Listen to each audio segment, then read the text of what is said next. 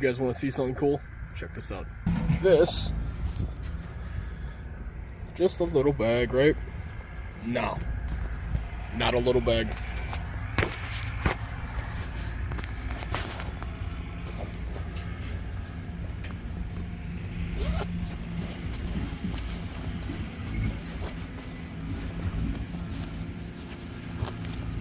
Invert.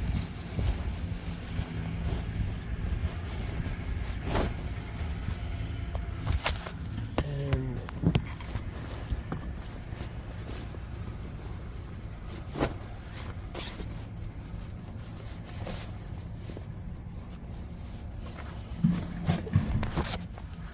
looking clean. Black rifle. Full on. Windbreaker.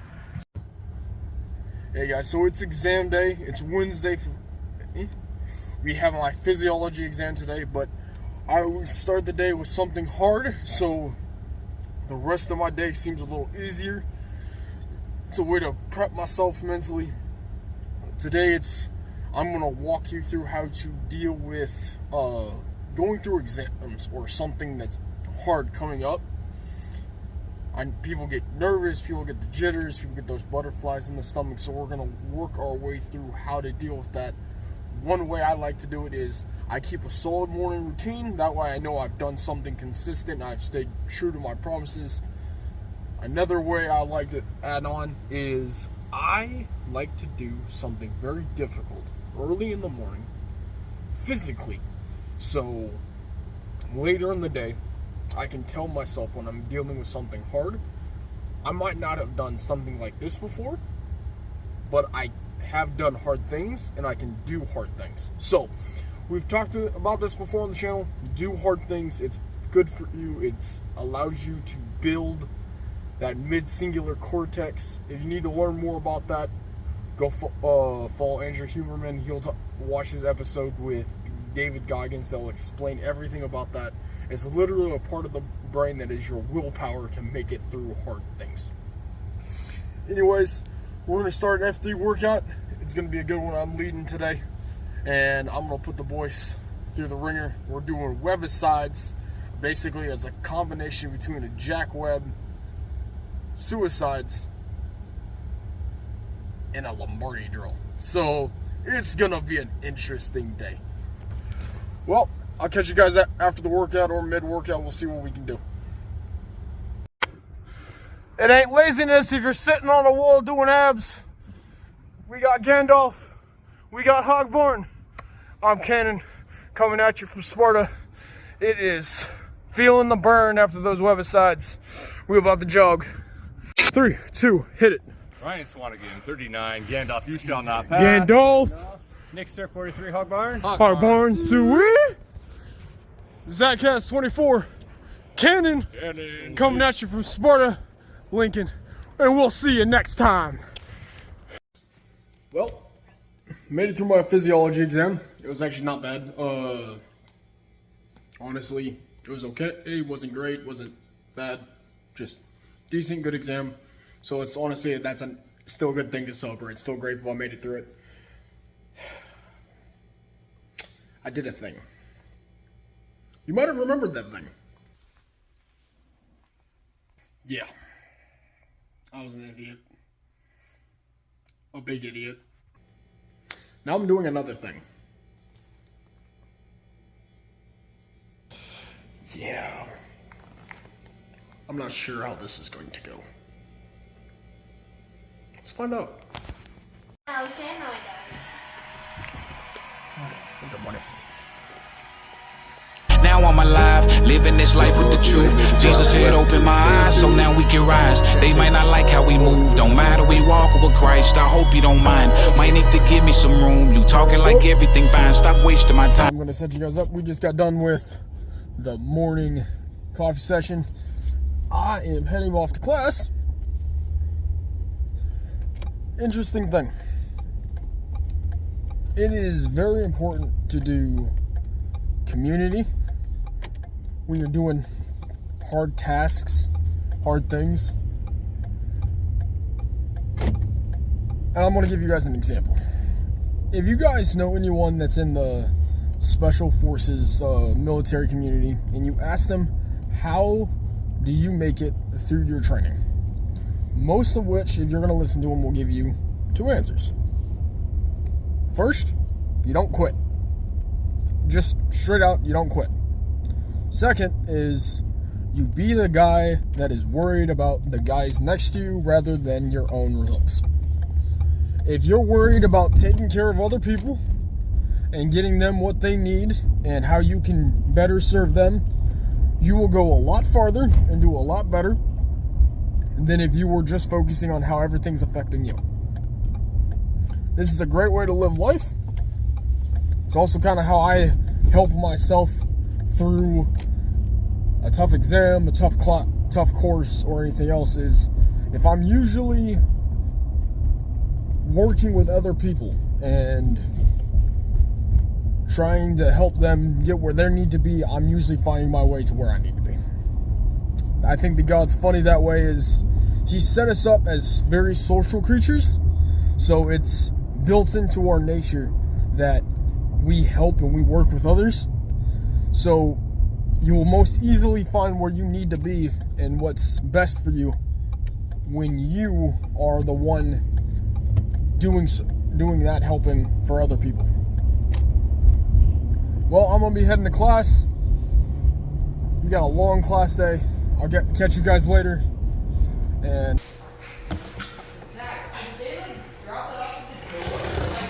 I don't know, Austin snagged it for me, so I think they might have. Yeah, Austin brought it inside for me while I was still in class.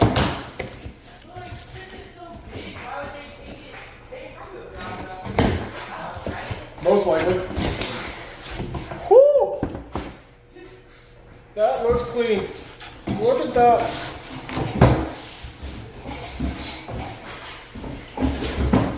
Ain't that a pretty looking hat? Oh, that's nice.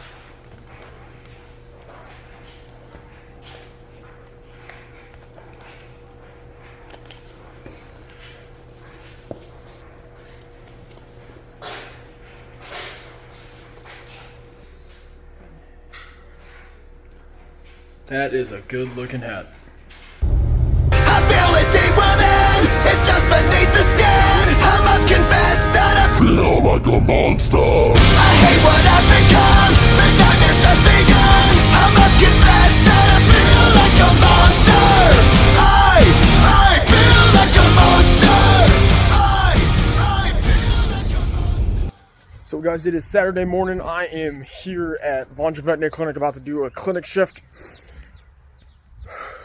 You guys just saw me catch a convoy on the way over. It's kind of a cool thing, working in the fog, watching multiple semis pull military trucks across the way. So that was kind of an interesting thing. Right now I'm about to start a clinic shift. It's our 8 to 12 Saturday shift. Most clinics in Nebraska on Saturdays, they're lower staff. They just want to get easier, more vaccines, accommodate for their clients, get their nail trims in, and then by 12 o'clock, send their people home. A lot of people want to be able to go spend time on family, and honestly, I think that's a great thing. If you're a general practice and you want to do that, great. I do work emergency clinic over breaks, and for the last year, I work at urgent pet care also.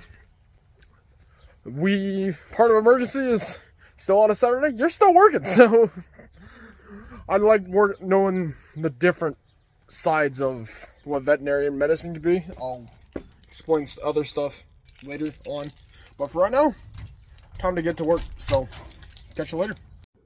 So, I gotta let you guys meet somebody. This is Teddy. Teddy's our clinic cat here at Lincoln in Convoying Veterinary Clinic. Yeah, buddy. He is 17 years old. He just kind of hangs out everywhere. Honestly, he's been here for nearly as long as the clinic's been around, actually. But, yeah, everybody loves hanging out with Teddy. He kind of sits up front, gets to greet everybody as they come in, and trying not to get eaten. But he just chills around, hangs out. gets his food every day, gets his water, and gets to enjoy life. Having a peaceful time watching over the clinic. So I thought you guys would like to meet Teddy. And of course, he always nagging for food already. Well, someone's got to get fed. It's my two favorite dogs. It's Hercules. It's Max Dog. Hey, buddy, look at you. Look at my Max Dog. He's got such a good haircut. Look at him. Well, a good, clean boy. Good, clean boy. Hi, Max Dog. Hi, Max Dog. What's up? What's up? So, and it's the Hercules. Look at you, buddy. Hey, come here. Look at you, you little monster. Well, got done with jiu-jitsu. I need to do an oil change. And we talk about releasing nerves, taking care of our mental state this week. One of the best ways I like to do is physical work. So we're changing the oil on my truck. We have a new oil pan because my dad did not buy one and I needed to go replace the old one. Just a simple 16 quart drain container. Oil. Of course, I need, since I'm driving the truck, not 5, not 6. If you're going to 8, you jumped one. 7 quarts of oil. And, of course, when you're changing oil, you need oil filter. I'll walk you guys through the process, do everything. For right now, I just got back, so this nice thing is going to be sitting for a solid 25-30 minutes, so I don't burn myself on, burp. I do not burn myself on hot oil. Otherwise, I'll videotape everything, get you guys watching, so you guys can maybe check out and see how you would actually go about changing oil. One of the best ways to work on a mental state is to do physical labor. That's why I do jiu-jitsu, that's why I do archery, that's why I do landscape work sometimes. You find that workflow that gets your mind in that great space where you can just do work and not actually have to think.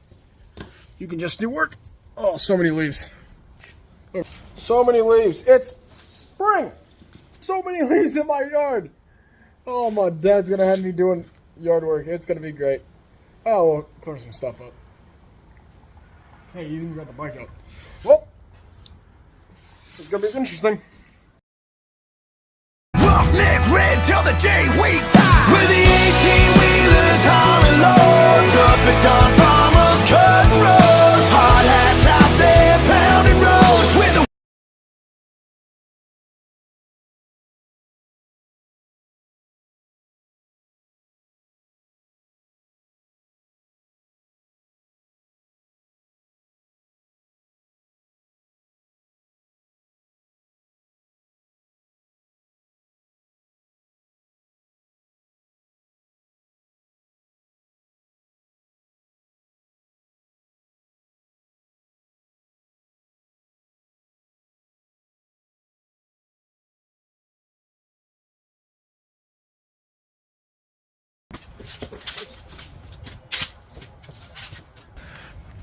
Well, got the oil drained. Got to repipe up that. Got the oil drained. Got to put it back in the plug. And then we're going to be putting in the new oil after we snag out that filter. Filter's always in the tight spot. Put a bunker in the ground, fill it up with plenty shiny things. I got brass for days, pit bulls with teeth, so raise a shark. You think my female slept with a great white shark? And I ain't tryna brag, but my A-team too big. Some crazy motherfuckers on that 1900 shit. It's time for a change. Yeah, I came with some buddies who don't mind getting muddy and bloody and standing for something and putting some sense into this corrupt country. Go ahead, big dog, come over here and say something. I might die tonight, but if I do, I'ma be okay. Whew. Why is working on a truck like being a vet and practice? Well, in surgery and in mechanics, you're working with your hands blind sometimes, where you know where things are. You can't exactly see them, but you gotta know what your hands gotta do. Also, you diagnose what's going on with a vehicle, Same way you gotta diagnose what's going on with the animal. You work with the simplest thing, check all your general basic processes and things, and then make sure you didn't miss anything. Whew. Ah, hurt my hand a little bit. But yeah, after you check everything for those diagnostics, you start diagnosing the actual problem. You find your data, work with what you have, and then start solving the problem. And that includes going into something blind, not knowing exactly where you're looking, and trying to keep your hand from getting burnt or keep from messing something up. Well, show you what we have. Let's look here. Oh, okay. There's a decent amount of full oil and a decently old filter. Look at that, that's black oil. Oh, this stuff definitely got finished, got and used.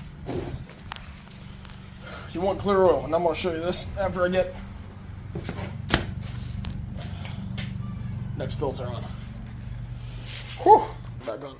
This should go a lot faster than when it came off.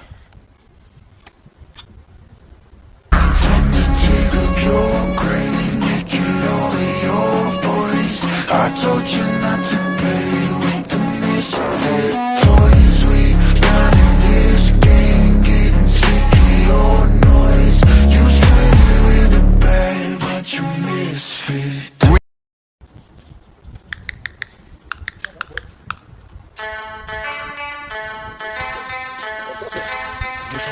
And that's me changing my oil. It's official. Well, one last thing. Got to put this all that into there. Hopefully, don't have to use oil dry, but pretty well. I should only get about, I'd say that much. Not even full. Shouldn't be too bad. Well, that's all for this week's video. Just basically a nice weekly vlog of how I deal with my nerves in a exam, things I do afterwards, and to get myself back into the rhythm of real life is like, and after a hard task, and also just things I do myself to like keep myself centered and sane. Go to a Bible study, get fellowship, do some point of physical labor or physical task that focuses my mind on the task, be it jiu-jitsu, working on a vehicle, shooting a bow, shooting a gun, whatever it is. Find something that you can do, get your mind oriented on that task and away from other things, and clear up that mental headspace. Y'all have a good week. Caffeinated-VET out. Stay fit, stay faithful.